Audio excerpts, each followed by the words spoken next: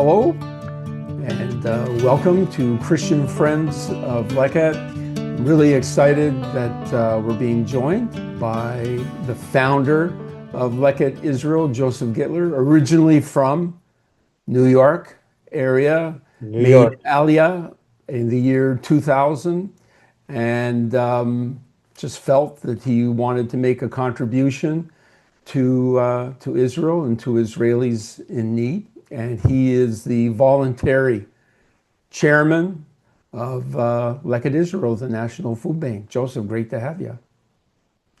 Very excited to be here. Thank you for the opportunity, Ray. So let's begin. Leket. It's an unusual word to the Christian community. Leket, what's it about? What's it mean? Fill us in. Okay. You got it. So leket is a Hebrew word. It's one of three Hebrew words, which I'll say leket, shikacha, upeya.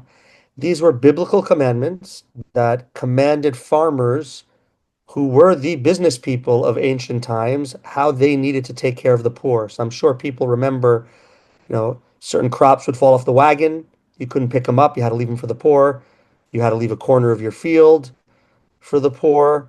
All those types of um, holy work that God commanded on His people to do, and so we've modernized that for the modern economy, for the Western economy, where we create so much food, more than enough to feed everyone, but yet we still have so many people struggling to put the right food on their table. So we simply tell those who have food, hey friends, instead of letting it go in the trash, ending up in landfills, let's make sure that feeds our brothers and sisters. Excellent. So I think that most of our audience would be familiar with the life of Ruth, this Gentile woman who said to her Jewish mother-in-law, "Where you go, I will go. Where you lodge, I will lodge. Your people will be my people."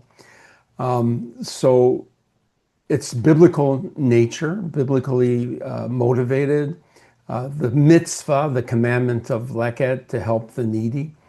And like you say, Leket Israel is kind of a modern adaptation of that ancient commandment.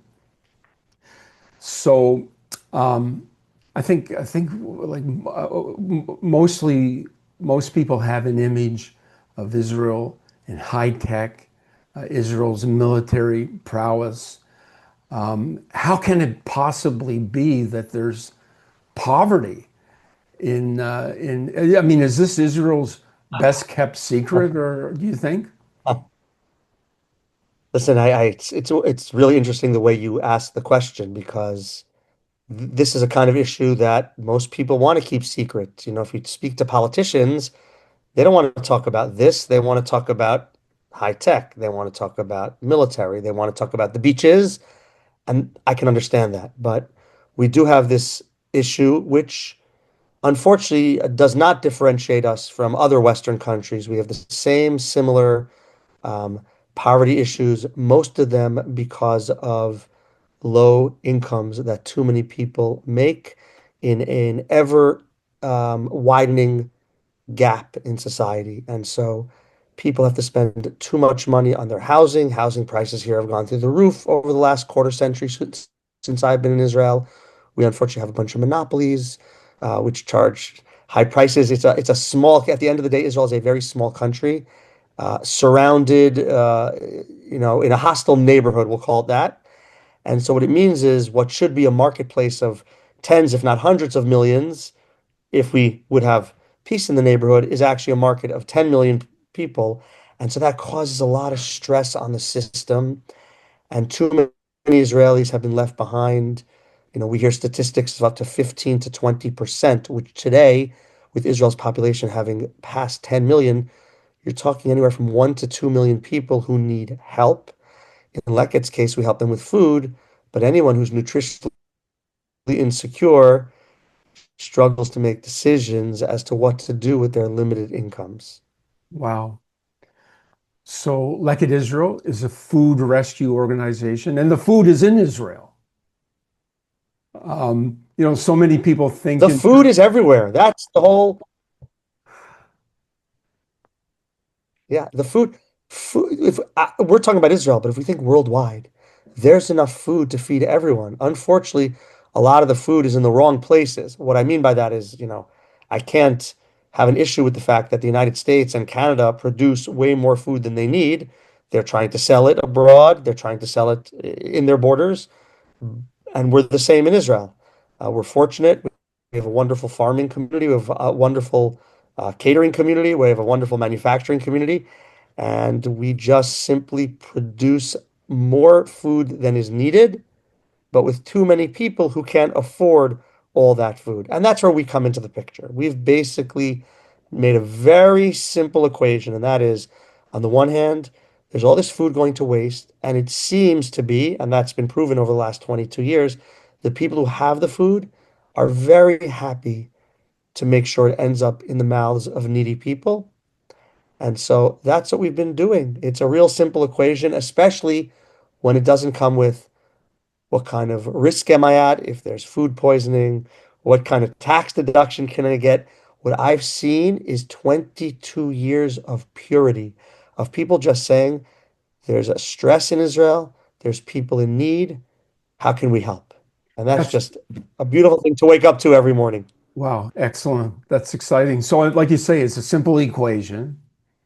Lots of food in Israel, but yet there are some Israelis that are hungry. So it's just a matter of getting that food onto the table of people that need it. However, logistically, making it happen is not quite as simple. No, it's complicated and expensive, but when I say expensive, the value of the food is so much greater than the cost of running the operation. That's part of the beauty of what we're doing. So we have refrigerated trucks traversing the country by day and night, picking up excess meals from hotels and army bases and corporate cafeterias, and then distributing it that on the same day to charities like homeless shelters, after school clubs for kids, centers for Holocaust survivors and the elderly, making sure that they get high quality hot meals that people had just paid a lot of money for but were excess. And then in addition, back to the name Leket, because that's one type of gleaning, a far larger project is the work we do with farmers, where we work directly with them and with kibbutzim and retailers to make sure that excess produce doesn't go to waste. And the amounts are just staggering. This year, we hope to distribute about 75 million Wow. pounds of fruits and vegetables. And we think we could be doing 5 to 10 times more that if and when we have the budget to make that a reality. Wow. Yeah, I remember on one of my visits to Israel, visiting a farm and uh, hundreds of volunteers filling up the truck. The truck is full of produce and getting ready to head back to the logistics center. But at the same time, there was still produce on the ground that needed to be gleaned. So, Yeah.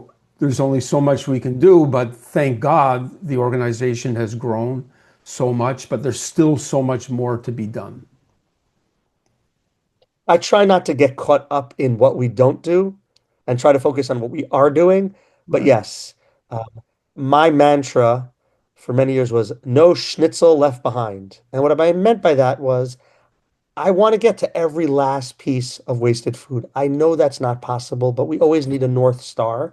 And by having a North Star like that, you're constantly pushing ahead and pushing ahead and pushing ahead. And that's really what Leket has been doing for years. Ray, you've been, part of the Leket family for many years, and you've seen, I can't remember anymore what we look like as an organization when you started with us, and here we are today, this monster.